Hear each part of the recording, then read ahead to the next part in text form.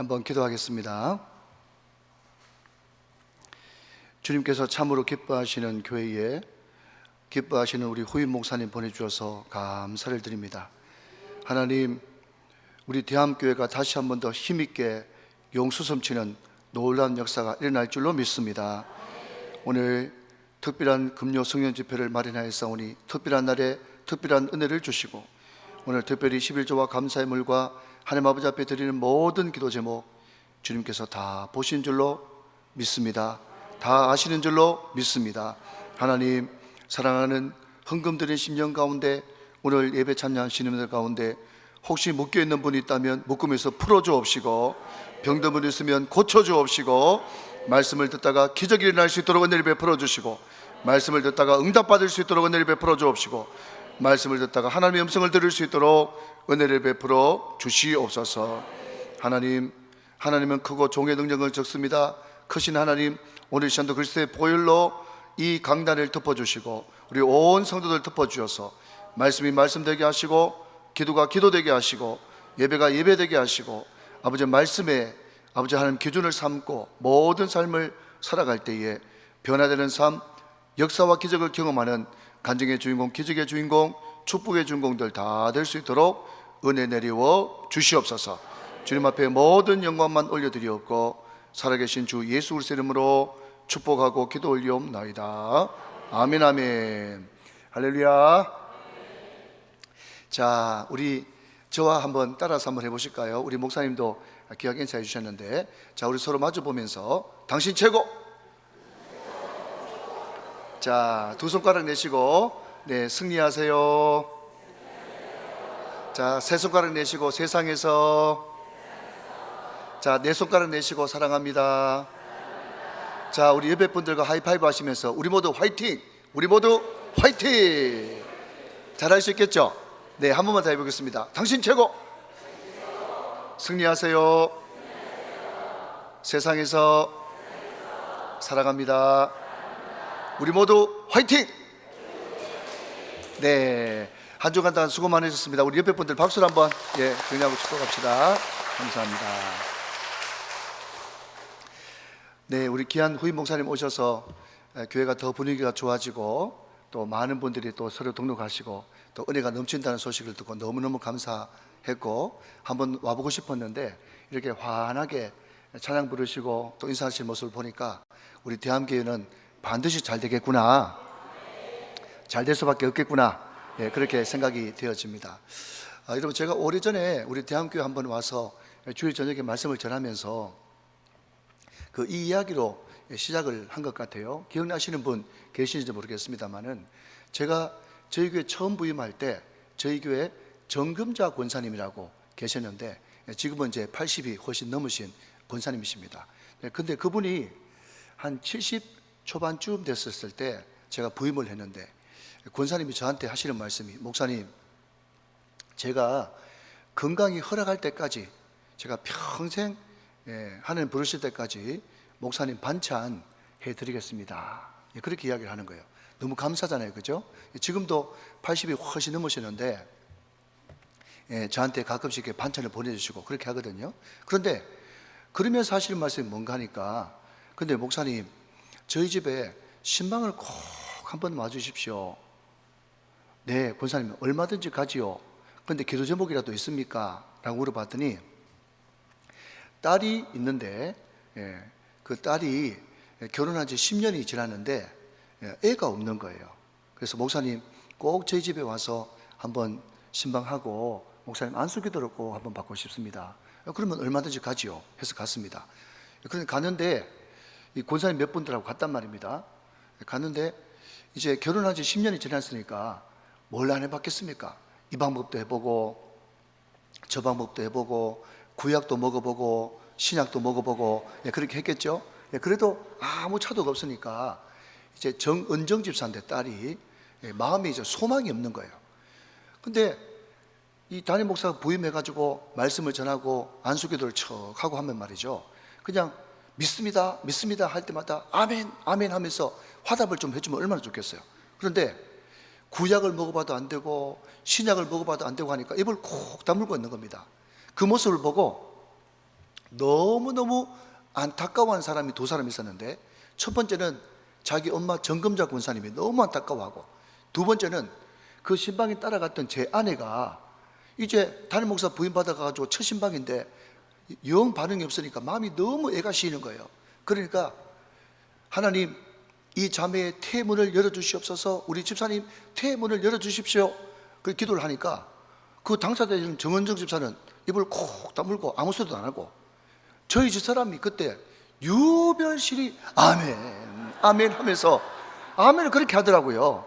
10개월 뒤에 저희 막내가 태어난 줄로 믿으시기 바랍니다.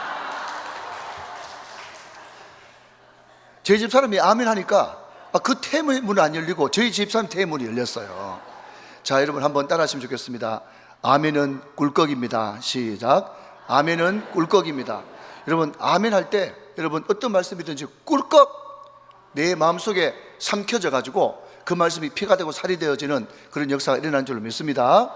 오늘 말씀 가운데 큰 은혜가 되시기를 주님의 이름으로 축원합니다. 축복합니다. 아멘. 여러분, 제가 중학교 2학년 때 말이죠, 이제 학교를 다니고 있는데 근데 학교 분위기가 별로 안 좋은 거예요. 그래서 그 뒤에 이야기를 들어보니까 저하고 같은 반에 다니는 친구가 굉장히 나중에 알고 보니까 죄질이 안 좋은데 그 술 취한 사람이 비틀비틀거리고 있을 때 뒤에서 그냥 퍽 치기를 해가지고 그냥 지갑을 이제 소매치기 한 겁니다. 그래서 그게 큰 죄가 돼가지고 소년원에 이제 갇히게 되었습니다. 그러니까 여러분, 학교가 공립학교였는데 얼마나 분위기가 안 좋습니까? 제가 딱 봐도 학교 분위기가 싸한 게 굉장히 분위기가 안 좋더라고요. 그래서 이걸 어떡하지 그렇게 하다가 제가 용감하게 교무실 문을 두드려 가지고 제가 교무실로 들어갔어요. 그때만 해도 학교 선생님들이 학교에서 담배를 뿜뿜 피울 수 있는 그런 시대였는데, 그 모든 학생 생활의 지도를 담당하고 계시는 학생과장 선생님이 이 몽둥이를 의자에 그냥 책상에 또 이제 걸쳐놓고 이제 눈이 막 빨갛게 충혈돼 가지고 담배를 뿜뿜 피우고 있는 거예요. 그래서 제가 그 학생과장 선생님이 중학교 2학년인데 중학교 2학년짜리가 교무실에 들어가가지고 학생과장 선생님, 저희 담임선생님도 아니고 학생과장 선생님한테 가가지고 제가 했던 말이 뭔가 하면, 선생님 누구누구 때문에 참 심려가 크시죠? 그렇게 이야기하니까 학생과장 선생님이 안 그래도 마음이 상가로운데 말이죠, 누가 와가지고 그런 이야기 하니까 마음이 너무 불편한 거예요. 그래 와 그러시더라고. 그래서 제가 하는 말이 뭔가 하면, 우리 아버지한테 이야기하면 그 친구 뺄 수 있는데 중학교 2학년 때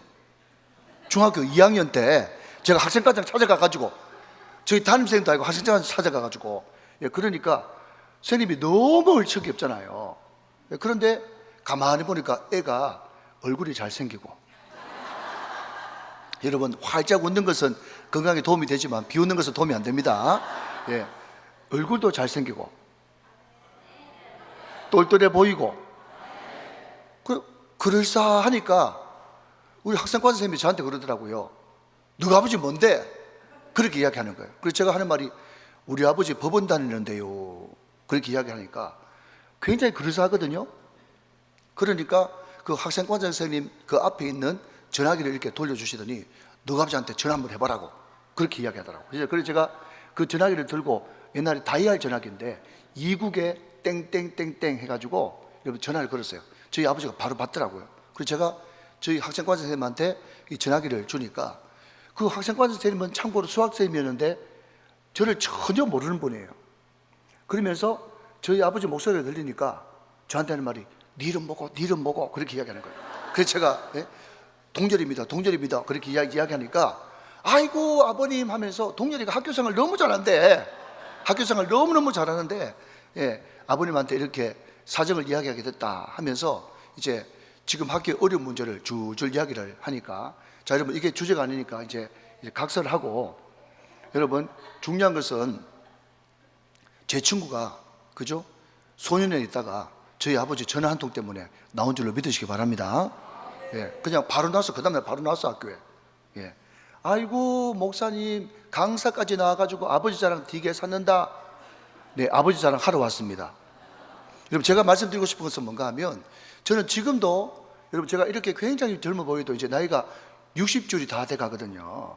예, 그런데도 저희 아버지는 지금까지 저의 자랑이고, 또 저의 자부심이고, 또 저의 안정감이고, 또 저희 아버지는 저한테 항상 든든한 그런 존재예요.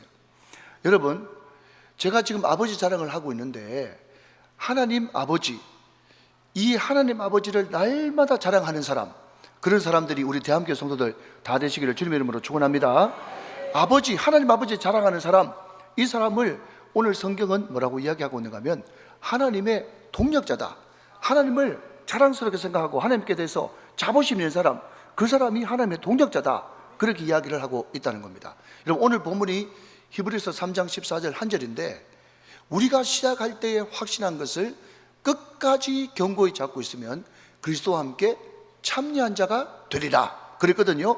여러분, 여기서 등장하는 그리스도와 함께 참여한 자, 이것을 다른 말로 바꾸면 하나님의 동력자, 하나님의 동반자, 이런 뜻입니다. 오늘 대한민국의 우리 모든 성도들이 하나님 아버지 많이 자랑하면서 하나님과 함께 참여한 자, 그리스도와 함께 참여한 자, 하나님의 동반자들 다 되시기를 주님의 이름으로 축원합니다.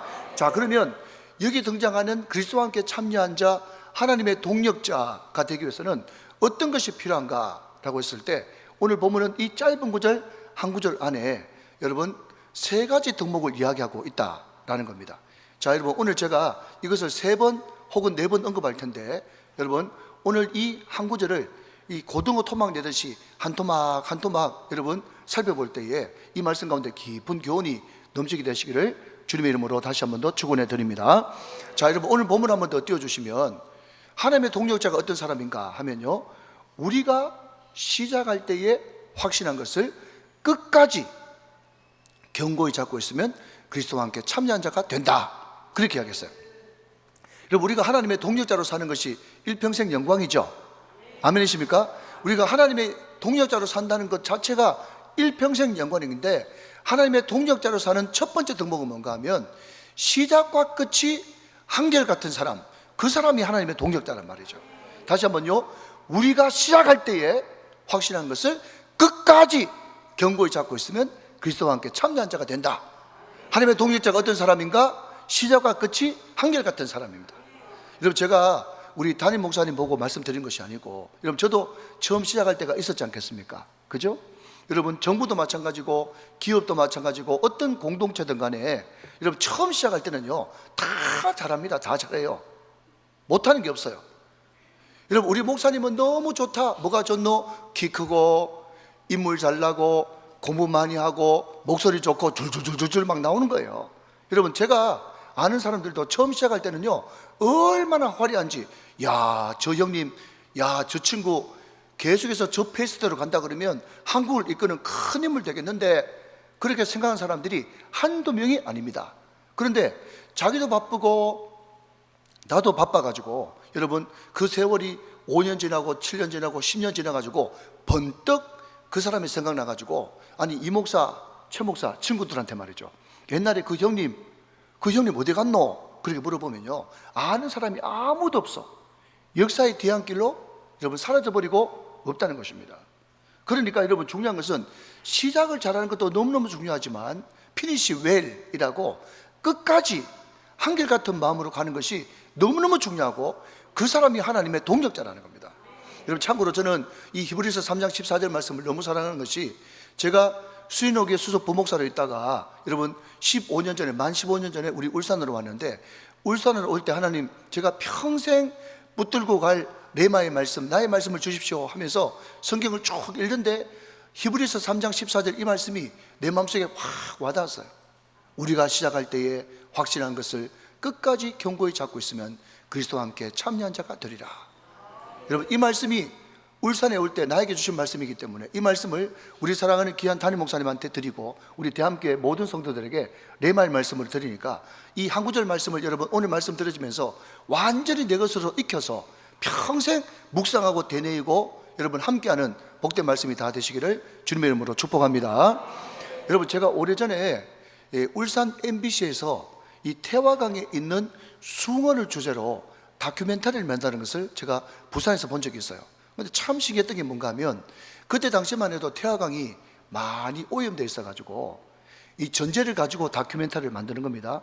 어떤 전제인가 하면 울산은 공업지역이고 또 태화강은 지금 오폐수로 오염되어 있으니 그 안에 사는 대표적인 물고기인 숭어도 오염되어 있을 것이다.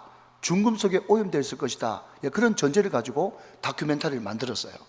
그런데 여러분 심층 취재를 해보니까 깜짝 놀라서 하시는 뭔가 하면 실제로 숭어를 잡아가지고 해부를 해보니까 숭어가 전혀 중금속에 오염되지 않고 깨끗하고 맑았네.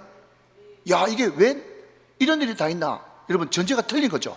그래서 다시 한 번 더 여러분 과학적으로 접근해 가지고 왜 이런 일이 다 있나 하면서 과학적으로 분석을 해보니까 무슨 일이 있었는가 하면 그 울산 태화강에 사는 숭어뿐만 아니라 숭어라고 하는 물고기의 특징은 그 몸속에 중금속이 들어오면 그 중금속을 바로 즉시 배출해버리는, 여러분 이런 놀라운 이야기를 해도 안 놀라면 이야기하는 제가 더 놀란다고 몇 번 이야기했습니다. 여러분 그 울산 태화강에 사는 숭어는 몸속에 중금속이 들어오면 그 중금속을 바로 배출해버리는 그런 놀라운 신체 구조를 또 구조를 가지고 있다는 거예요. 아, 제가 그걸 보면서 바로 저거다, 바로 저거다. 늘 여러분 목회자들 뿐만 아니라 모든 사람들, 정신이 제대로 박힌 사람들은요 늘 고민이거든요. 뭐가 고민인가 하면 내가 이렇게 시작은 화려하게 했는데 어떻게 이것을 끝까지, 여러분 성경에도 있지 않습니까? 마지막 날에 믿음을 보겠느냐 이야기한 것처럼 어떻게 마지막까지 목사다운 또 장로다운 권사다운 성도다운 이 믿음을 지키면서 살 수 있겠는가? 이게 성령 받은 사람의 가장 큰 고민이거든요. 내가 얼마나 큰 목회를 할까? 그보다도 내가 마지막에 믿음 지키면서 살 수 있겠는가? 이것이 우리의 고민이란 말이죠. 그러면 여러분 그것이 내 힘으로는 안 된다는 거예요. 내 능력으로 안 된다는 것입니다. 어떨 때요? 항상 여러분 세상에 박수 소리, 칭찬하는 소리, 여러분 환호한 소리, 비행기 띄우는 소리 들릴 때 그것을 내가 가지고 있는 것이 아니라 즉시 여러분 하나님 앞에 던져버리고 하나님 앞에 영광을 돌려버릴 때 그것이 가능한 것이지, 여러분 내 힘으로는 여러분 그 교만을 이길 수 있는 재주도 능력도 없다는 것입니다. 여러분 창세기 26장으로 가면요 거기에 우리가 참 좋아하는 말씀이 나옵니다.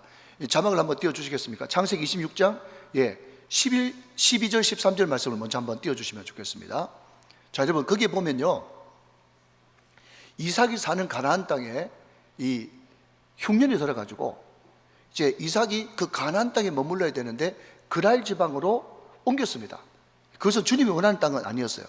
그러나 그럼에도 불구하고 하나님께서 그 이삭에게 복을 주셔가지고 이제 정통적으로 이삭 집안은 저 윗때부터 유목민, 양을 목축을 하는 그런 집안이었는데 그 해에 농사를 지었는데 하나님께서 복을 주셔서 그 당해에 100배나 얻었고 마침내 왕성하여 거부가 되었다 라고 하는 말이 창세기 26장 12절 13절 말씀에 있습니다. 자, 여러분 한번 됐습니다. 대답해 보시기 바랍니다.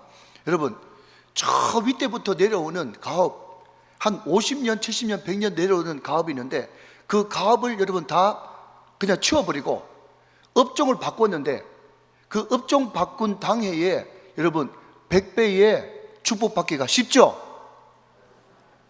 어렵죠. 여러분 그런 일이 있을 수가 있습니까? 쭉 해오던 걸 안 하고 새롭게 여러분 업종을 바꿨는데 100배의 축복을 받았다? 이게 절대로 있을 수가 없단 말이죠.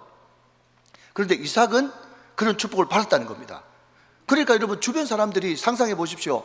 얼마나 많은 사람들이 박수를 치고 띄워주고 환호하고 비행기를 태우고 하겠습니까? 그런데 여러분 그 뒤에 스토리를 읽어보면 이삭이 절대로 거기에 넘어지거나 교만하거나 믿음을 저버리거나 여러분 그렇게 했다는 기록이 없고, 여러분 이삭이 계속 믿음의 족장으로서 그 신앙과 믿음을 지켜나가는 것을 보게 되거든요. 그러면 어떻게 이삭이 그럴 수 있었냐라고 했었을 때 제가 정말 좋아하는 말씀이 창세기 26장 같은 장에 있는 23절 말씀입니다. 자, 창세기 26장 23절 말씀. 자, 앞을 보시면서 같이 한번 읽어볼까요? 시작. 이삭이 거기서부터 브엘세바로 올라갔어요. 여러분 이게 비결이라는 거예요. 자, 여러분 여러분들 성경 읽을 때 거기서부터 아니면 이튿날 제3일째 이런 단어가 나오면요 그냥 넘어가지 마시고 이삭이 거기서부터 브엘세바로 올라갔다고? 그러면 거기서부터 어디서부터지? 자꾸 질문하면서 성경을 봐야 성경을 깊이 들어갈 수가 있거든요. 근데 여러분, 이삭이 거기서부터 부엘세바라고 하는 말은 하나님의 우물, 하나님의 얼굴, 면전, 하나님의 임재가 있는 곳인데, 그러면 거기서부터 부엘세바로 올라갔다는 그 말 가운데 거기가 어디지? 라고 묻는다면, 제가 방금 말씀드린 뭐죠? 업종을 바꿨지만은 100배나 얻었던 그 성공의 자리란 말이죠. 축복의 자리란 말입니다. 그런데 이 이삭이 100배의 축복을 받은 거기서 여러분, 자기 성공과 자기 성취에 도취되어 있지 않고 거기서부터 빨리 빠져나와 가지고 어디로 올라갔다고요? 하나님의 우물, 하나님의 얼굴, 하나님의 면전, 하나님의 임재가 있는 부엘세바로 올라갔기 때문에 이삭이 결단코 거만하지 않고 타락하지 않고 그 믿음의 족장으로서 신앙과 믿음을 잘 지킬 수가 있었다는 것입니다. 사랑하는 여러분, 남구에 사는 우리 사랑하는 대한교회 성도 여러분, 성공하셨습니까? 여러분, 일 성취하셨습니까? 잘 되고 있습니까? 자녀들이 말 잘 듣습니까? 공부 잘합니까? 여러분, 거기에서 멈춰 있으면 여러분, 반드시 우리는 타락하고 교만할 수밖에 없습니다. 여러분이 성취한 그 자리, 여러분이 성공한 그 자리, 여러분이 잘된 그 자리에서부터 빨리 빠져나와서 하나님의 얼굴, 하나님의 임재가 있는 영적인 부엘세바, 이 대한교회 이 예배당 안으로 잘 오셨습니다. 축복합니다. 여러분, 날마다 하나님의 임재가 있는 이 자리로 오시는 저와 여러분 다 되시기를 주님의 이름으로 축원합니다. 축복합니다. 여러분, 요한계시록 14장에 보면, 4장에 보면요, 이런 내용이 나옵니다. 거기에 천국의 24장로들이 나오거든요. 그 24장로들이 천국에 가니까 천군 천사들이 장로님들에게 생명의 면류관, 의의 면류관, 영광의 면류관을 막 씌워주는 거예요. 그러니까 그 면류관을 여러분 막 덮었을 때만 해도 말이죠, 아, 내가 정말 이 땅에 있을 때 충성하고 또 헌신하고 또 헌금도 많이 하고 열심히 하니까 내가 이런 면류관을 받는구나, 이렇게 생각했을지도 모르죠. 그런데 여러분, 천국에 딱 가서 하나님의 얼굴과 나의 얼굴이 대면하여서 볼 때, 여러분, 그 하나님의 얼굴을 직면하여 볼 때 금방 드는 생각이 뭔가 하면, 내가 이 땅에 있을 때 충성한 것도, 헌신한 것도, 하나님 앞에 많이 드릴 수 있었던 것도, 또 교회에 정말 충성할 수 있었던 그 모든 것들도 내가 잘해서 그런 것이 아니라 하나님이 그렇게 할 수 있도록 믿음도 주시고, 아멘 할 때까지 해야지, 마음도 주시고, 물질도 주시고, 힘도 주시고, 능력도 주시고, 하나님께서 모든 것을 주셔가지고 내가 이 모든 것을 할 수 있었다는 것을 천국 가가지고 보니까 여러분, 다 내 것이 아니라 하나님께서 주신 것으로 이 모든 것을 할 수 있었다는 것을 발견하게 된 것입니다.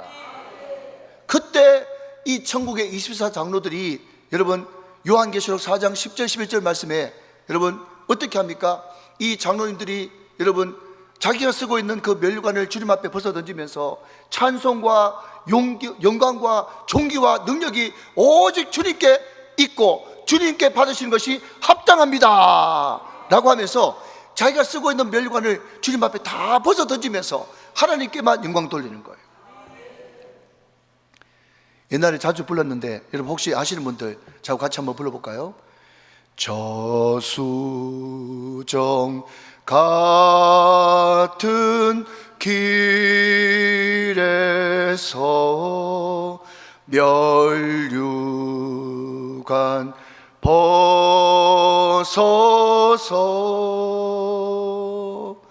주 예수 앞에 바치고 늘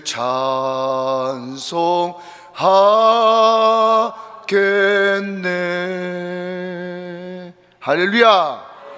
저 수정 같은 길에서 면류관 벗어서 주 예수 앞에 바치고 늘 찬송하겠네. 사랑하는 여러분, 여러분이 가지고 있는 모든 영광과 박수와 찬사와 비행기 띄우는 그 모든 것을 여러분 빨리 던져버리고 하나님 앞에 모든 영광을 올려버려 드릴 때 우리는 시작과 끝이 한결같은 사람으로 하나님의 동역자로 승리할 수가 있는 것입니다. 여러분, 제가 그 수인호교회 정필도 목사님, 마지막 제가 수석 부목사거든요. 우리 목사님하고 참 이게 제가 교감이 되어지는 게, 목사님도 큰 교회 수석 부목사 출신, 저도 그래서 서로 통하는 바가 이제 좀 많이 있습니다. 자, 그런데 여러분, 제가 이 수인호교 행정목사가 되고 난 다음에 제가 목사님한테 보고를 하러 갔는데, 거기에 보니까 벽에 제가 알지 못하는 그런 이제 물건이 하나 있는 거예요. 자, 한번 보여주시면 좋겠습니다. 저게 이제 목사님 그 기도실에 가면 이 벽에 이제 스테인리스가 이렇게 3개 박혀 있어요. 제가 물어봤죠. 여러분, 저거 아무나 보여주는 건 아닙니다. 여러분, 좀 특별한 걸 보시는 거예요. 목사 그냥 하세요. 자, 지워주시고요. 제가 저게 뭡니까? 물어봤어요. 그랬더니 목사님 허허 웃으면서 저거 내가 기도할 때 자꾸 하는 봉이야, 그러는 거예요. 그 첫 번째 봉은 뭡니까? 그랬더니, 근데 여러분, 우리가 기도할 때, 무릎 꿇고 기도할 때 그냥 기도하는 것보다 뭔가 자꾸 이렇게 흔들면 훨씬 편하잖아요. 그래서 제일 아랫봉을 이렇게 자꾸 이렇게 흔들면서 주여 주여 이렇게 하면서 기도한다는 거예요. 그런데 목사님이 이제 여기저기 집회를 많이 다니시니까 너무 피곤하니까 어떨 때는 여러분 무릎 꿇고 기도하는데도 자꾸 이제 구벅구벅 조는 거예요. 그러면 아이고, 오늘은 날이 아닌가 보다, 오늘은 그냥 일찍 가서 쉬어야 되겠다 그러면서 기도를 포기하지 않고 여러분 그냥 벌떡 일어나서 가는 것이 아니라 그냥 무릎을 니은자로 세워가지고 상반신을 세워가지고 두 번째 철봉을 잡고 주여 주여 하면서 이렇게 흔들면서 잠을 깨우면서 이렇게 기도하는 거예요. 그래서 세 번째는 뭡니까 했더니요, 너무 피곤하면 그렇게 해도 구벅구벅 존다는 거예요. 아이고, 오늘 날이 아닌가 보다, 다음에 기도하면 되지, 오늘만 날이가, 그렇게 하면서 가는 것이 아니라 그때는 여러분 자리에서 벌떡 일어나가지고 제일 위에 있는 봉을 잡고, 그죠? 그냥 주여 주여 하면서 흔들면서 기도를 그렇게 하시는 거예요. 그런데 이 사진에는 없는데 그때보다 조금 젊으실 때는 위에 천장에도 철봉을 하나 달아놨대. 철봉을. 그 철봉은 뭡니까? 그랬더니 너무너무 피곤할 때는 그냥 서서도 잠이 온다는 거예요. 그때는 아예 철봉에 매달려가지고 여러분 70 노인이 말이죠. 여러분 정필도 목사님 아시죠? 몸무게가 여러분 장난이 아니지 않습니까? 그죠? 그 몸무게가 여러분 80kg 넘고 90kg 다 되신 그 어른이 여러분 70 노인이 철봉에 매달려가지고 주여 주여 하면서 철봉에 매달려 있는 거예요. 여러분 이렇게 했다는 사실 자체가 여러분 중요한 것이 아니라 그 뒤에 하는 말씀이 제 평생에 가슴을 치는 말씀이었는데, 제 눈을 똑바로 쳐다보더니 하는 말이, 그런데 예 목사, 내가 왜 그렇게 기도한 줄 알아? 모르겠습니다. 성령 받고 은혜 받은 사람 중에 기도 중요한 거 모르는 사람 누가 있겠냐고요. 여러분 기도 중요한 거 다 아시죠? 기도 중요한 거 다 안다니까요. 여러분 다 여러분 은혜 받은 사람, 옛날에 산기도 한번 가본 사람, 아니면 여러분 성령 받은 사람은 기도 중요한 거 다 알고, 여러분 우리가 평생 신앙생활 하면서 수백 번, 여러분 어쩌면 여러분 그보다 더 이상으로 기도에 대한 그런 말씀을 많이 들을 줄 몰라요. 그런데 기도가 중요하다 이 정도 가지고는 기도 못한다는 겁니다. 잘 들으십시오 여러분. 대한민국 성도 여러분, 기도 중요하다고 여러분 느끼는 그 정도 가지고는 기도 못한다. 그런데 이 목사, 내가 왜 그렇게 기도한 줄 알아? 나한테 있어서 기도는 목숨이야. 나한테 있어서 기도는 목숨이야. 내 이거 안 하면 죽는다 생각을 하니까 여러분 그 70 노인이 여러분 철봉에 매달려 가지고 오늘 아니면 얼마든지 다음에 하면 되지 생각할 수도 있지 않겠습니까? 하루쯤 쉰다고 해서 그게 무슨 큰 죄가 되겠습니까? 그런데 새벽 3시에 일어나면 새벽 3시에 4시에 일어나면 4시에 오셔가지고 여러분 오전 최소한 10시 반 11시까지 계속 서재에서 사투를 벌이면서 지구본을 돌리면서 하루에 지구 한 바퀴씩 자기가 알고 있는 모든 성사람들 이름을 다 불러가면서 지구 한 바퀴씩 돌려가면서 기도하는 그런 처절한 기도, 목숨 건 기도가 있었기 때문에 여러분 부산이라고 하는 10%도 안 되는 그런 복음의 불노지에서 여러분 출석교인 25,000명의 그 엄청난 교회 대교회를 만들고, 중요한 것은 여러분 큰 교회 만들었다는 게 중요한 것이 아니라 그냥 목회 마칠 때까지 모든 사람에게 존경받으면서 피니시 웰, 끝이 좋은 인생, 그런 인생을 할 수가 있었다는 것입니다. 사랑하는 여러분, 하나님의 동역자는 누구인가? 우리가 시작할 때에 확실한 것을 끝까지 견고히 잡고 있으면 하나님의 동력자가 되어지는데, 오늘 대한교회 우리 모든 기도의 용사들이 여러분 시작 잘하셨습니까? 축복합니다. 주님 오실 때까지 끝까지 충성하고 끝까지 하나님의 동력자로 남을 수 있는 저와 여러분 다 되시기를 주 예수 그리스도의 이름으로 축원합니다. 축복합니다. 축원합니다. 여러분 그게 하나님의 동력자단 말이죠. 자, 여러분 두 번째, 하나님의 동력자가 누군가? 자, 다시 한번 히브리서 3장 14절 말씀 보시면 같이요, 시작. 우리가 시작할 때에 확신한 것을 끝까지 견고히 잡고 있으면 그리스도와 함께 참여한 자가 되리라. 여러분 첫 번째 토막은 시작부터 끝까지, 두 번째 토막은 견고히 잡아라 라고 하는 것입니다. 여러분 저는 이 견고히라고 하는 이 단어를 생각하면 생각나는 이야기가 두 가지가 있어요. 우리 목사님 워낙 설교를 잘하시니까 그냥 성경 말씀 하나하나 푸는 것은 우리 목사님한테 들으시고, 저는 오늘 좀 이야기를 좀 하려고 그러는데 괜찮겠죠? 재미가 있으시죠? 네, 감사합니다. 여러분 제가 이 수영로교에서 행정목사를 할 때 그때 미국에서 목사님 손님이 왔는데 그분이 누군가 하면 정장로님이라고, 오늘 정시가 많이 나오네요. 예, 그 정장로님이 이 미사일이나 아니면 우주선에 부품 들어가는 그 과학자이면서 엔지니어이면서 사업가인 그분이 이제 목사님하고 인연이 있어가지고 한국에 돌아왔는데, 그분이 수영역에서 집회를 하고 이제 오래간만에 고국에 있는 설악산 한번 보고 싶어가지고 저한테 부탁을 하더라고요. 목사님 혹시 강원도 지역에 목회하시는 선후배가 있으면 뭐 개척교회든 어떤 교회든 간에 소개시켜주면 본인이 다 자비량으로 이제 집회를 하고 또 그 교회 헌금도 하고 그냥 설악산만 보러 가기에는 너무 하나님 앞에 죄송합니다 하면서 교회를 하나 소개시켜 달라고 그러더라고요. 그래서 제가 급하게 이제 섭외를 해가지고 제 선배 목사님이 목회하시는 그 속초 지역에 집회를 가게 됐는데, 그 장로님을 제가 이 목사님 차를 가지고 속초까지 모셔다 드렸습니다. 그래서 속초에 도착해가지고 어느 막국수 집에 가는데, 근데 그 목사님 말씀에 의하면 그 막국수 집이 속초에서 두 번째로 유명한 집이래요. 근데 왜 제일 유명한 집에 안 가고 두 번째로 유명한 집에 갑니까? 그렇게 이야기했더니 제일 유명한 집이 있긴 있는데 얼마 전에 망했대요. 그러면서 그 속초에 있는 막국수 집 이야기를 하는데, 그 막국수를 하는 제일 유명했던 그 집이 그 강원도 지역 소초에 있는 순복음교회 다니는 권사님이신데, 그 권사님이 얼마나 그 막국수 집이 잘 됐는가 하면 그 막국수 팔아가지고 1년에 11조로 5억 한대요. 5억. 예, 이런 놀라운 이야기를 하는데도 안 놀라면 이야기하는 제가 더 놀란다고. 예, 다음에는 제가 대함교회 올 때 11조 500억 준비해 오겠습니다. 예, 여러분 다 되게 500억 있으시니까 11조 5억 한다 그래도 이게 뭐 5억. 네, 감사합니다. 네, 근데 여러분 막국수 팔아가지고 11조 5억 하려고 그러면 도대체 몇 그릇 팔아야 되겠어요? 그만큼 여러분 속초에서 유명한 집이고 좀 흐름한 집인데 이 4층 전체가 다 막국수 집, 예, 그런 집이 있었답니다. 근데 거기에 참 불행하게도 여러분 다락방 하는 유모 아시죠? 그죠? 예, 다락방 하는 그 유모가 와가지고, 제가 목사라고 안 붙이려고 해요. 예, 유모 씨가 와가지고 어떻게 이렇게 해가지고 말이죠, 그 주인 되는 그 권사님이 그냥 다락방으로 넘어가 버린 거예요. 2단으로 넘어가 버린 겁니다. 그런데 참 희한한 것은요, 이때까지 막국수를 그렇게 여러분 줄 서가지고 번호표 뽑고 먹는 그런 집인데, 갑자기 여러분 혹시 속초에 아는 분 계시면 한번 물어보세요. 목사님들 세계에서 유명합니다.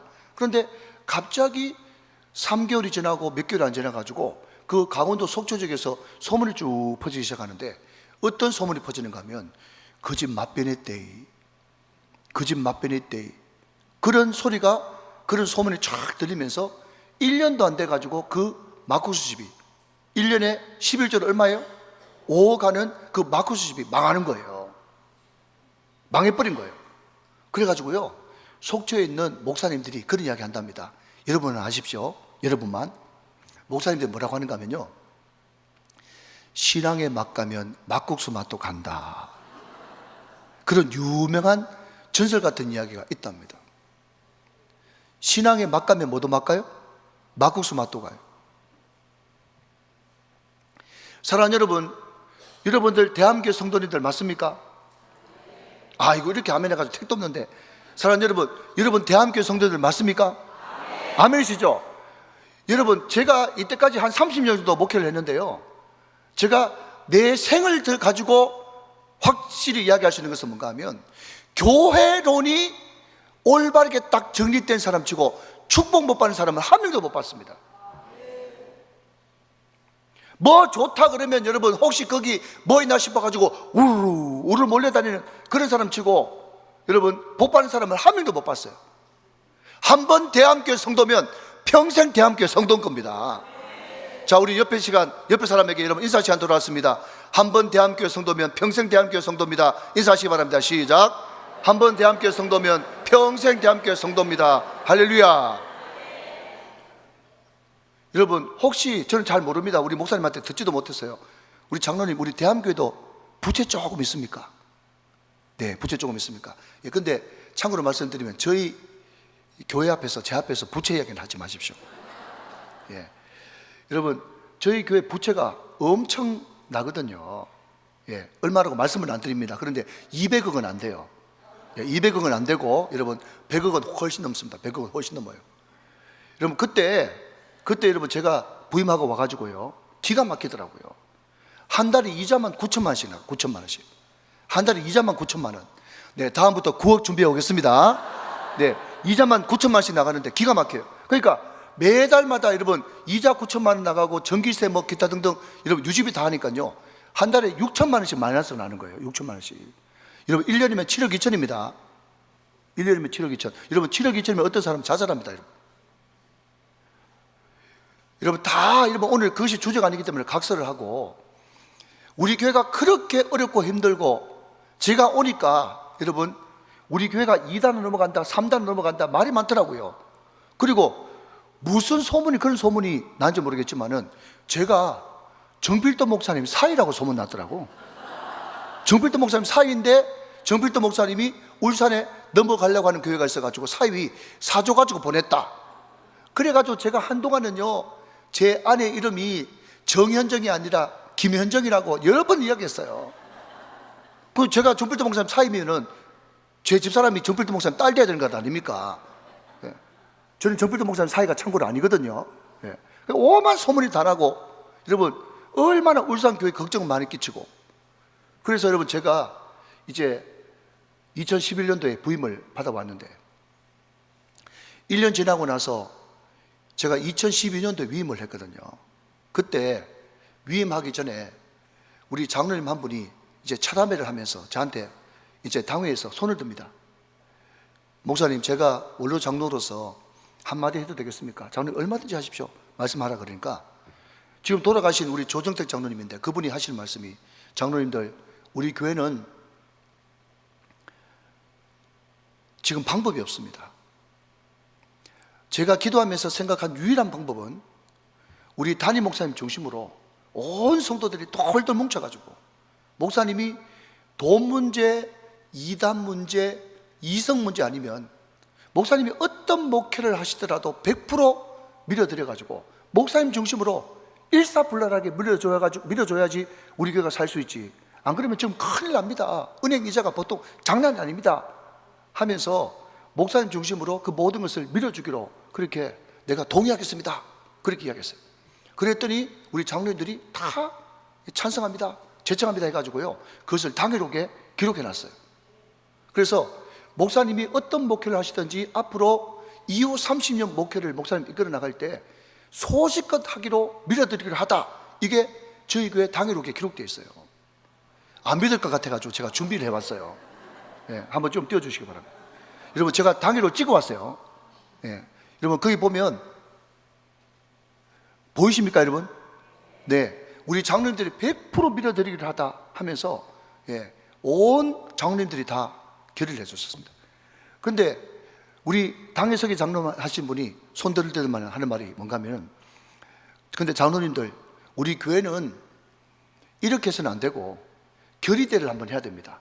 그래서 제가 6월 6일 날 위임을 받았는데 8월 첫 주에 저를 전도한 대구 나눔과 성김에게 이경고 목사님을 강사로 세워가지고 말씀을 듣고, 저를 앞에 이렇게 강단에 세우더만은 여기에 당회석의 장로님, 그 다음에 시무 집사님 대표, 권사님 권사회 회장, 그리고 서리집사 대표, 청년 대표 5명이 쭉 서가지고 상장 케이스를 뭐 넣어가지고 말이죠, 선서하면서 목사님이 앞으로 어떤 목회를 하시든지 소신껏 목회하기로 밀어들기로 결의합니다 하면서 결의대회 했는데, 이 결의대회가 여러분 우리 교단의 기독신문에 실렸어요.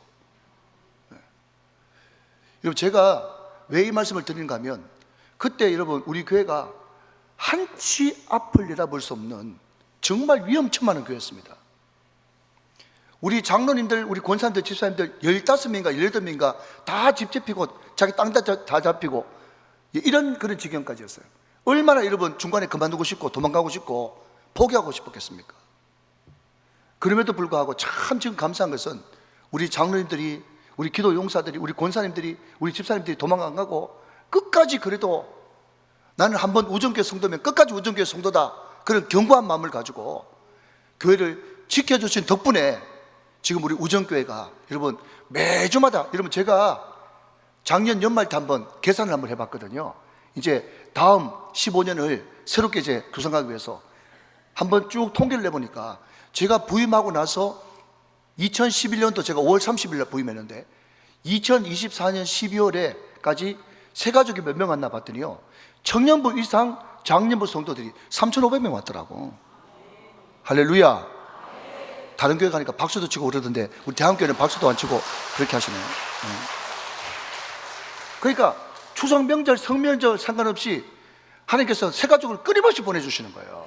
그런데 그렇게 어떻게 그렇게 될 수 있었냐라고 이야기할 때, 물론 전적인 하나님의 은혜로 된 것이지만, 그럼에도 불구하고 여러분 저는 한 가지, 그러면 네가 뭐 잘했는데, 우정교회가 뭐 잘했는데 라고 물으신다면, 그때 우리 장로님들이 큰 마음 먹고 어떻게 하든지 목사님 새로 오셨으니 담임 목사님 중심으로 한번 힘차게 한번 밀어드리자, 하나님 중심, 말씀 중심, 교회 중심, 담임 목사님 중심으로 한번 새롭게 한번 우리가 일어나보자 라고 하는 그 견고한 마음, 그 마음이 있었기 때문에 우리 교회가 이렇게 아름답게 여러분 부채도 많이 갚고, 또 울산 복음화, 민족 복음화, 세계 복음화를 위해서 여러분 교단을 위해서 헌신하는 그런 교회가 됐다고 저는 믿습니다. 우리 대한교회가 항상 견고한 마음으로, 여러분 우리가 다짐하고 고백했듯이 한번 대한교회 성도면 끝까지 대한교회 성도다, 그런 마음을 가지고 견고하게 승리하시는 하나님의 동역자들 다 되시기를 주님의 이름으로 축원합니다. 여러분 제가 누구한테 들어보니까요, 어떤 시골에 한 교회가 있었는데 거기에 똑똑하고 연민하고 공부를 잘하는 어떤 청년이 있었답니다. 이 청년이 공부를 너무너무 잘해가지고, 여러분 혹시 카이스트 들어보셨어요? 카이스트 들어보셨죠? 그거 아무나 가는 것도 아닙니다. 잘못하면 죽습니다. 예, 공부 너무 힘들어가지고 죽는 사람들이 해마다 한 명씩 나오고 그런 학교예요. 근데 이 친구가 신앙이 좋아가지고 여러분 공부도 잘할 뿐만 아니라 이제 방학을 맞이해가지고 자기 시골 모교에 온 겁니다. 모교에 왔는데, 아니 권사님이 볼 때 그전까지 잘 보이더니 갑자기 안 보이던 애가 또 보이거든요. 너무 반가워가지고, 아이고 너 반갑다, 야야 너 요즘에 어느 학교 다니노? 이렇게 물어봤어요. 그랬더니 여러분 그 청년이 말이죠, 권사님 카이스트 다닙니다. 그러면 이 카이스트가 뭐 여러분 농약 이름인지 무슨 이름인지 모르잖아요. 그러면 안 되겠다 싶어가지고 이 센스가 있는 이 청년이 말이죠, 그냥 카이스트라고 이야기 안 하고, 네 권사님 저 한국과학기술원 다닙니다 이렇게 이야기했어요. 여러분 한국과학기술원이나 카이스트나 같은 말입니다. 자 여러분 띵하고 대답해 보십시오. 여러분 인절미가 맛있어요? 찰떡이 맛있어요? 그가 겁니다. 아시겠죠? 예. 그러니까 한국과학기술원 다닙니다, 카이스트라고 대답 안 하고 한국과학기술원 다닙니다 이렇게 이야기했더니 그 권사님이 무릎을 탁 치더니 하시는 말씀은 뭔가 하면, 아이고 그래 야야 기특다, 공부 못하면 기술이라도 배워야지, 그렇게 이야기를 하더라는 겁니다. 공부 못하면 기술이라도 배우라고. 네? 제가 그 말 들으면서 어떤 생각이 드는가 하면, 그래 맞다, 공부 좀 못하면 어때? 기술 배우면 되지. 기술 좀 없으면 어때? 믿을 만한 사람 되면 되지. 여러분 제가 우리 교육자들 120명 데리고 제가 일했던 사람이거든요. 다 인사도 하고 행정도 하고.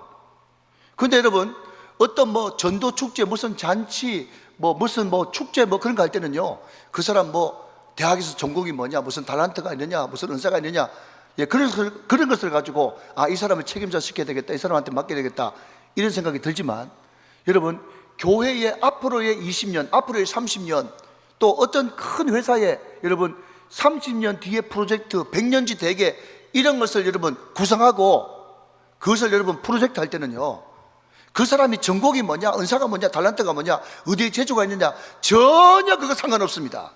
오직 하나, 그 사람 과연 믿을만 하냐,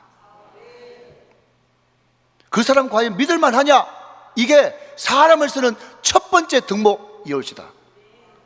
사실은 여러분, 하나님이 믿을 만한 사람 되시기를 주님의 이름으로 축원합니다. 하나님께서 울산 복음화를 위해서 누구한테 좀 이 일을 맡기면 좋겠냐라고 할 때 우리 사랑하는 목사님을 부르시면서, 사랑하는 아들아, 내가 너한테밖에 일을 맡길 수밖에 없구나, 네가 일을 좀 해줄 수 있겠니? 그렇게 부름받을 수 있는, 쓰임받을 수 있는 우리 귀한 목사님 되시기를 주님의 이름으로 축원합니다. 하나님의 동역자가 바로 그런 사람이라는 거예요.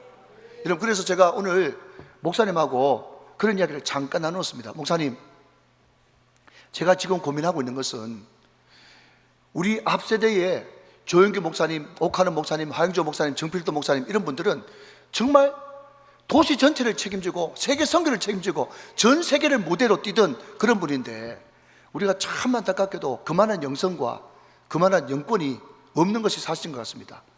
그러면 목사님하고 나하고 뭘 고민해야 되겠다고 생각합니까?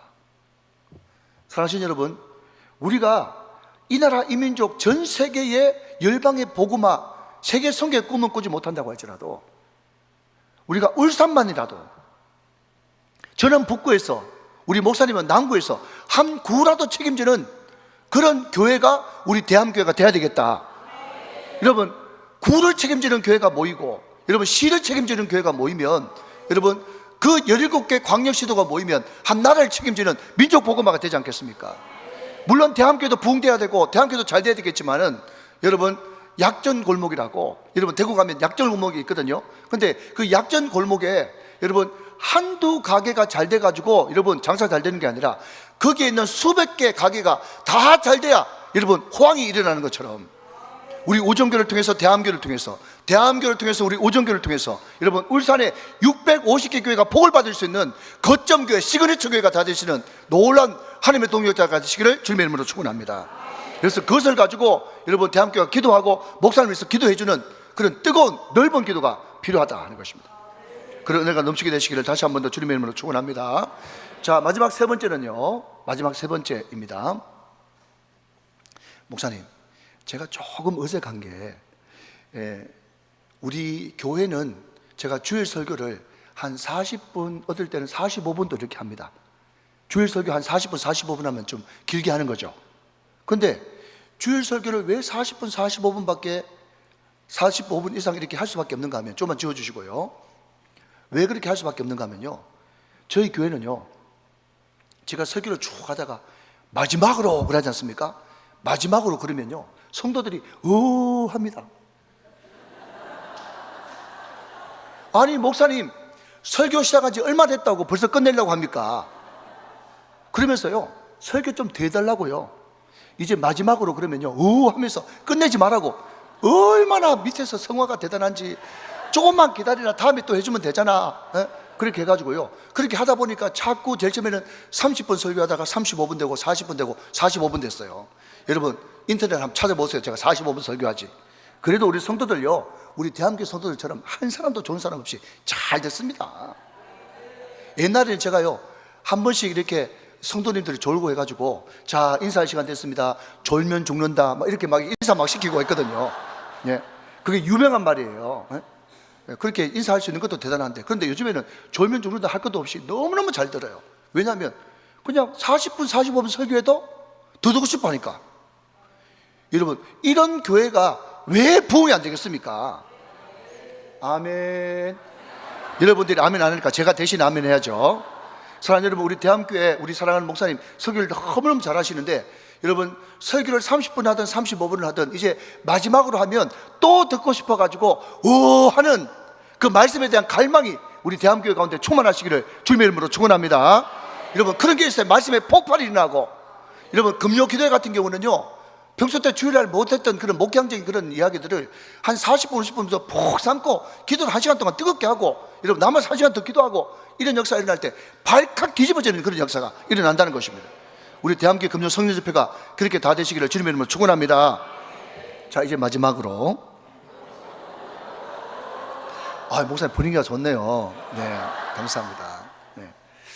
여러분, 하나님의 동력자가 어떤 사람인가? 세 번째는요, 이렇습니다. 우리가 시작할 때에 확신한 것을 끝까지 견고히 잡고 있으면 그리스도와 함께 참여한 자가 되리라. 자, 같이 한번 읽어봅니다. 시작. 우리가 시작할 때에 확신한 것을 끝까지 견고히 잡고 있으면 그리스도와 함께 참여한 자가 되리라. 자, 여러분, 제가 방금 두 가지 말씀드렸습니다. 뭐죠? 우리가 시작할 때에 확신한 것을 끝까지 잡고 있으면, 시작과 끝이 한결 같은 사람이 하나님의 동력자다. 아멘. 우리가 시작할 때에 확신한 것을 끝까지 견고히 잡고 있으면 그리스도와 함께 참여한 자다. 할렐루야. 견고한 사람이 하나님의 동력자다. 세 번째, 우리가 시작할 때에 확신한 것을 끝까지 견고히 잡고 있으면 그리스도와 함께 참여한 자다. 아멘. 자, 그런데 여러분 잠깐 생각해 보십시오. 우리가 요즘에는 인터넷만 열면, 유튜브만 열면 거기에 여러분 인문학 강좌들이 많이, 소위 말해서 성공 스토리 내지는 뭐 이렇게 하면 성공한다, 이렇게 하면 뭐 승리한다, 이런 인문학적인 그런 강의들이 많습니다.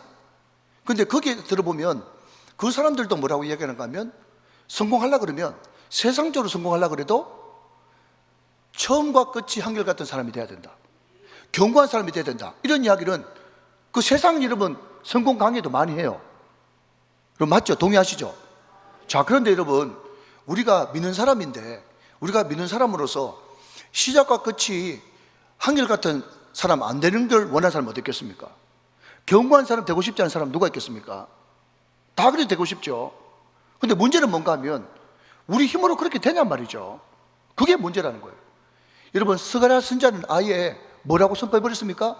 힘으로도 안 되고 능으로도 안 된다고 이미 구약에 결판 나버렸어요. 힘으로도 안 되고 능으로도 안 됩니다. 그럼 뭐로 되는데요? 오직 나의 신으로 되느니라. 성령으로만 된다, 그렇게 이야기했거든요. 여러분, 마찬가지로 하나님, 우리가 시작과 끝이 한결같은 사람 되게 해주세요, 우리가 견고한 사람 되게 해주세요, 다 바람이지만 우리 힘으로 그렇게 될 수가 없단 말이죠. 그럼 그렇기 때문에 여러분, 뭔가를 꼭 붙들 수 있는 기둥이라 그럴까요? 아니면 뭐 배의 앵카라 그럴까요? 그죠? 뭔가 말뚝이라 그럴까요? 그런 것이 뭔가 있어야 되지 않겠습니까? 그죠? 여러분, 그게 바로 뭔가 하면 확신이라고 하는 단어입니다. 우리가 시작할 때 확신한 것, 이 확신한 것이 헬라어 원어로 히포스타시스라고 하는 단어를 쓰는데, 여러분 잘 한번 들어보십시오. 여러분, 이 확신한 것, 히포스타시스의 이 단어의 의미가 뭔가 하면요, 자, 들어보십시오. 바깥으로 포장된 껍데기 말고 속 알맹이, 본질, 본체, 진리, 실체, 이런 뜻이에요. 이게 히포스타시스, 확신이라고 하는 단어의 원뜻입니다. 다시 한번요. 바깥으로 포장된 껍데기 말고 속 알맹이, 본질, 본체, 진리, 실체.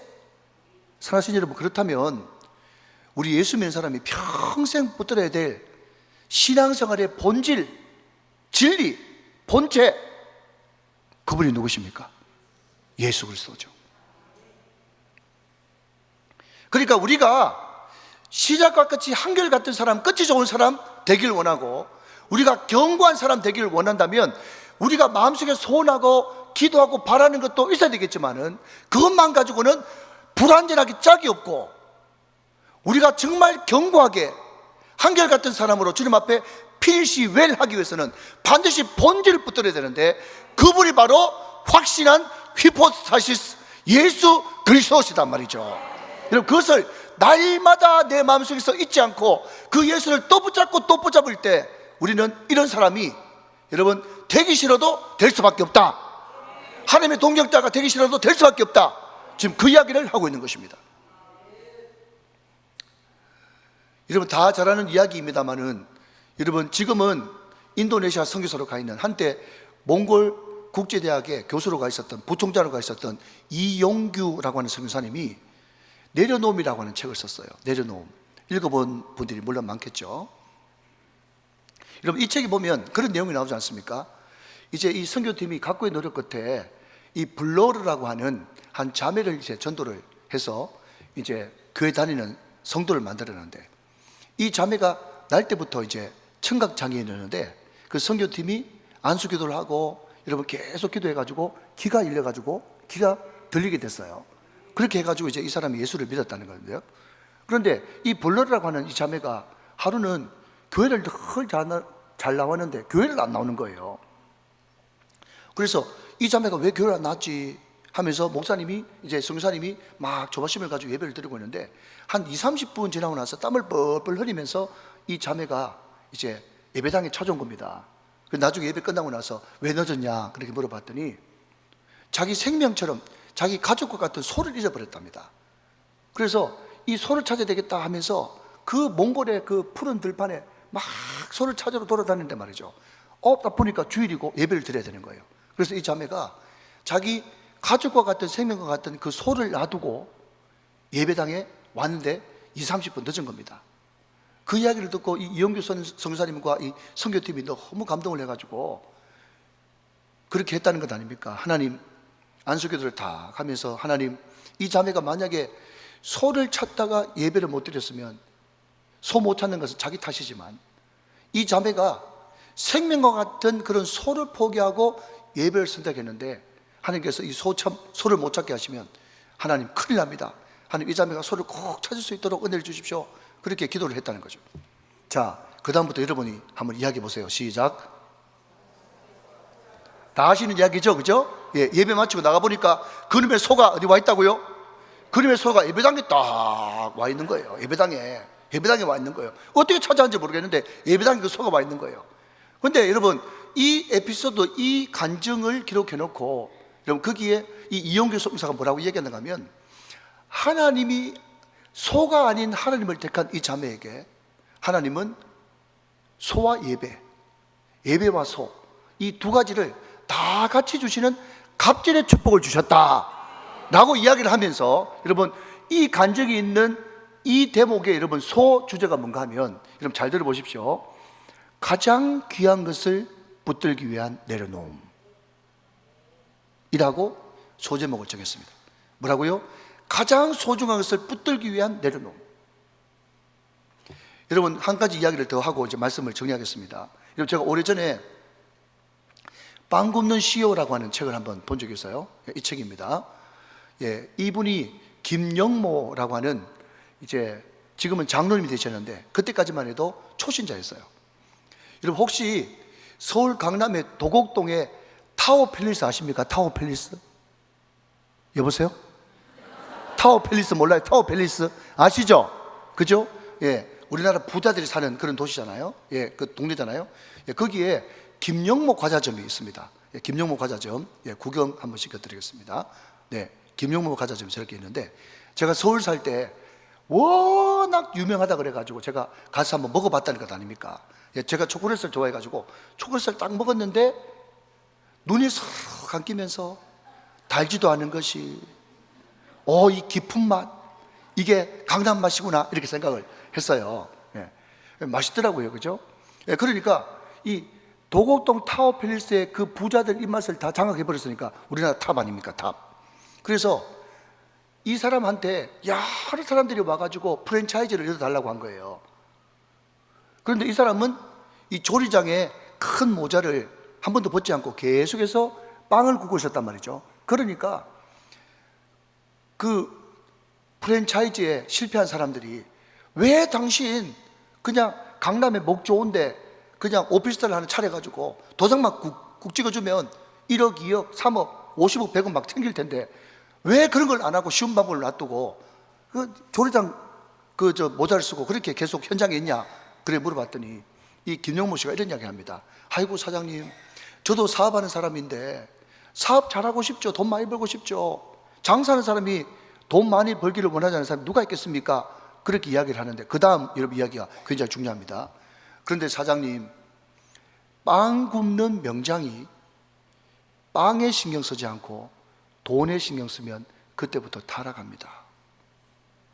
그러면서 자기는 돈도 중요하지만 자기는 빵 굽는 명장이기 때문에 자기한테 있어서는 빵이 가장 프라이어티, 우선순위라는 거예요.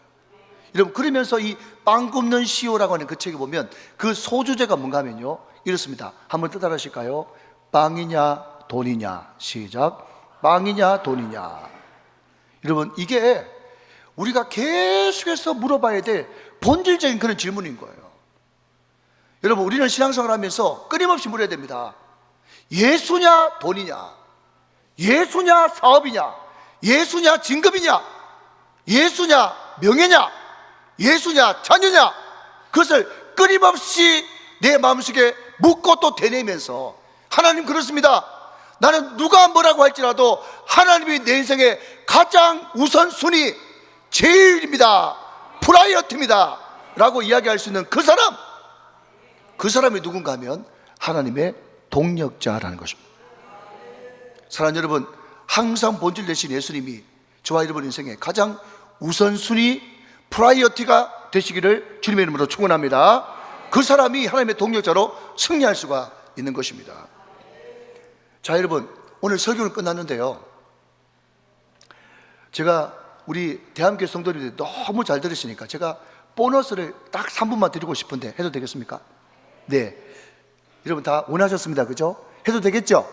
네, 여러분 설교는 끝났어요, 그죠? 근데 오늘 설교하고 연관돼 가지고 부록입니다, 부록. 여러분, 저는 애가 3명 있습니다. 애가 3명 있는데, 저는 우리 애들 하나님 이런 직업 가지게 해주십시오, 저런 직업 가지게 해주십시오, 그렇게 기도해 본 적이 한 번도 없어요. 하나님 우리 애들이 뭐 공부 잘해가지고 뭐 그냥 뭐 로스쿨을 가서 변호사를 하든 뭐 아나운서를 하든 건축가를 하든 뭐 자기 그냥 행복한 거, 죄지는 것만 아니면 자기 행복한 직업을 택할 건데, 하나님 우리 아이들을 위해서 기도할 때 정말 소박하게, 정말 소박한 마음으로 제가 한 가지만 기도합니다. 하나님 우리 아이들 정말 소박하게 기도하오니 더도 말고 덜도 말고 5개 국어만 할 수 있도록. 몇 개 국어? 5개 국어만 할 수 있도록 하나님 은혜를 주십시오. 제가 지금 한 15년째 기도하고 있어요. 그럼 5개 국어가 뭐냐? 여러분, 다른 데 집회 가보니까 5개 국어 하니까 벌써 5손가락을 딱 내더라고요, 다른 교회는. 자, 손가락 한번 내보세요. 자, 여러분, 혹시 여러분 자녀를 위해서, 여러분 손주를 위해서 꼭 기도하셔야 됩니다. 오늘부터 기도하셔야 됩니다. 자, 따라합시다. 영어. 자, 여러분, 영어 못하면 전화 못 받는 거나 똑같습니다. 전 세계 공용어기 때문에 영어는 반드시 해야 되거든요. 중국어. 예, 여러분, 중국어는요, 그냥 본토 사람 흩어져 있는 화교 다 합치면 20억입니다. 20억. 그러니까 중국어 하면 20억 커버되는 거예요. 자, 세 번째, 스페니시. 예, 스페니시 하면요, 남미 다 커버됩니다. 남미. 자, 네 번째, 아랍어. 자, 좀 더 크게 아랍어. 네, 아랍어 하면 중동 다 커버됩니다. 중동. 자, 다섯 번째 언어가요, 좀 어려운데 아프리카 말을 이렇게 부릅니다. 스와힐리어. 시작. 스와힐리어. 예, 이 스와힐리어 하면 아프리카 다 커버됩니다. 자, 여러분 아무리 적어도 집에 가서 안 보신다는 걸 제가 잘 알고 있습니다. 여러분, 공부 잘하는 사람들은 수업 시간에 다 끝내야 돼요. 자, 손가락 5개 또 내시고, 자, 한 번 더 합시다. 영어, 중국어, 스페니시, 아랍어, 스와힐리어. 자, 여러분이 한번 해보세요. 저와 같이 시작. 영어, 중국어, 스페니시, 아랍어, 스와힐리어. 이 5개 국어 할 수 있도록 은혜를 주십시오. 제가 벌써 15년 넘게 기도하고 있습니다. 우리 애들이 곧잘 하는 것 같아요, 또. 그런데 여러분, 제가 왜 이 5개 국어를 하나님 목사 되게 해주세요, 여러분, 그런 거 얼마나 기도합니까? 우리가 하나님 뭐 되게 해주세요, 뭐 되게 해주세요. 여러분, 그렇게 기도한다고 됩니까, 여러분? 또 딱 깨놓고 말해가지고, 여러분, 주일 성수도 못하는 변호사, 주일 성수도 못하는 의사, 그 어디 사용할 겁니까, 지금 도대체? 하나님 다 떠나버렸는데. 그러니까 우리 애들이 그냥 비즈니스를 하든, 여러분, 목회자를 하든, 선교사를 하든, 여러분, 어떤 직업을 가졌든지 간에 그 직업은 자기가 좋은 직업, 행복한 직업을 죄지는 것만 아니면 가지되, 하나님 우리 아이들 정말 소박하게 기도하니 5개 국어만 할 수 있도록 은혜를 베풀어 주어서 영어, 중국어, 다 같이 시작. 스페니시, 아랍어, 스와힐리어 이 5개국 할 수 있도록 은혜를 베풀어 줘서 우리 아이들이 어디를 가든지 그 나라 말로 복음전할 수 있는 선교사적인 삶을 살아갈 수 있도록 은혜를 베풀어 주십시오. 할렐루야. 이런 바로 그겁니다. 우리 애들이 어느 나라를 가든지 간에 그 나라 말로 복음전할 수 있는 선교사적인 삶을 살아갈 수 있도록 은혜를 주십시오. 여러분, 이것을 가지고 좀 경상도 말로 빵신한 기도라고 이야기하는 거예요. 땡신한 기도, 빵신한 기도. 할렐루야. 사랑하시는 여러분, 저희 교회에 조선영 목사님 한번 찾아왔어요. 이제 그분이 칭다오, 중국 청도에서 한 시간 정도 더 가는 그 중소도시에서 목회를 하고 있는데, 조선족인데 여러분 한족 목회를 해요. 근데 그게 500명이 모여요. 근데 그분이요, 우리나라 찾아왔는데, 우리 교회 왔는데 완전 이북 사투리예요. 이북 사투리인데도 결국은 기도 열심히 해가지고 능력 받아가지고 그냥 부흥하자, 이게 주제인데, 그럼에도 불구하고 굉장히 억센북한 사투리인데도 그 나라 말로 복음 전하니까 그렇게 은혜가 되더라고요.